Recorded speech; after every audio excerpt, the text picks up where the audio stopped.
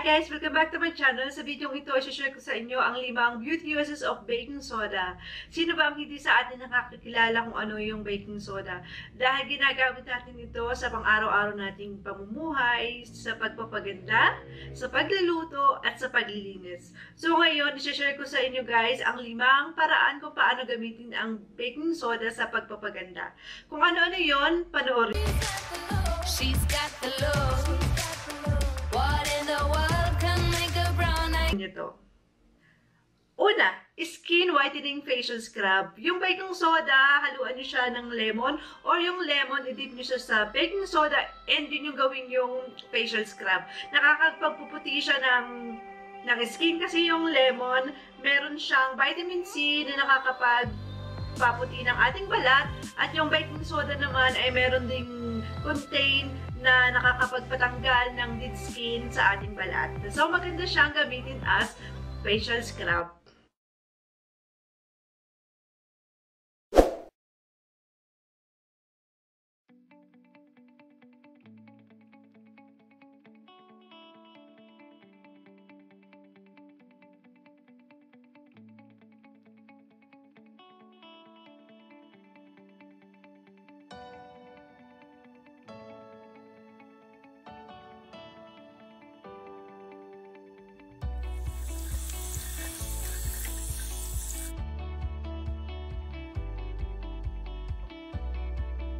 Pangalawa, body scrub.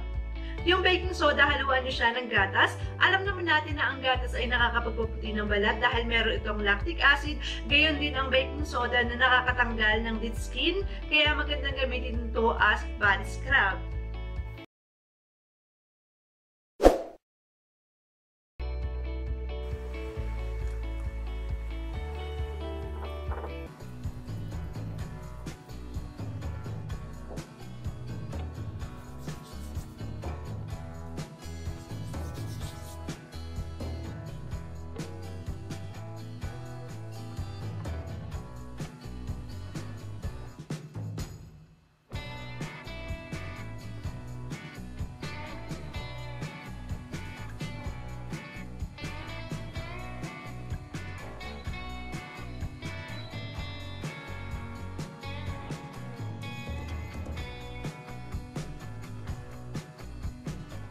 Pangatlo, natural hair straightener. Yung baking soda, haluan siya ng mayonnaise. Alam naman natin na ang mayonnaise ay gawa sa itlog, at ang itlog ay mayaman sa protina, kaya maganda siyang gamitin as hair straightener, at inuunat niya yung buhok na tinapulot katulad ng buhok ko.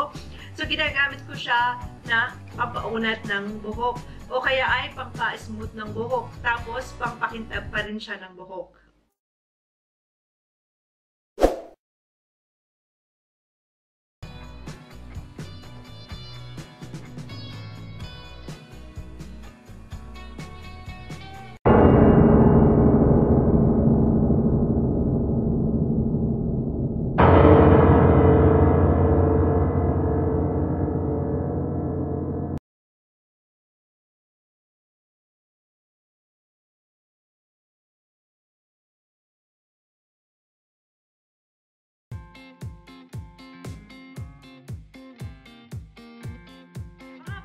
Food scrub. Yung baking soda, haluan nyo siya ng olive oil and brown sugar. Alam naman natin na ang asukal ay nakakapagtanggal din ng dead skin katulad ng baking soda. At ang ginagawa naman ng olive oil ay pinapakintab niya at ginagawa niyang malambot yung skin natin.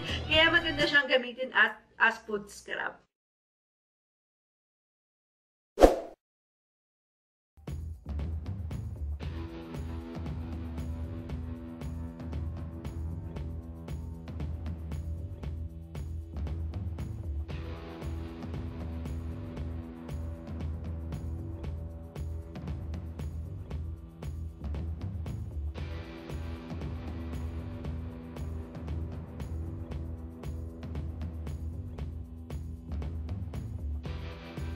Pang-5, para sa ating mga underarm.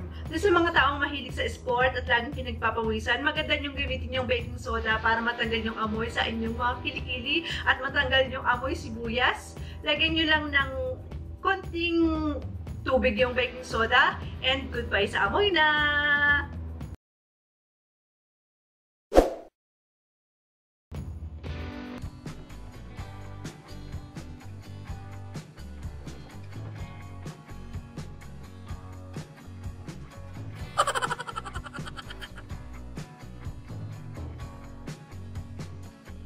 so much for watching. Sana nagustuhan nyo at nakatulong sa inyo kahit paano itong video na ginawa ko. At sana mag-subscribe kayo para sa mga susunod pang video na gagawin ko. And i-click nyo yung notification bell para man-notified kayo sa tuwing ako ay mag-upload ng mga videos. Thank you so much ulit. And bye-bye! See you soon! Hi guys! Welcome back to my channel. Ngayong araw na ito, isa na namang skin whitening home remedy ang papakita ko sa inyo. Gagawa tayo ng facial mask gamit ang turmeric at ang gatas.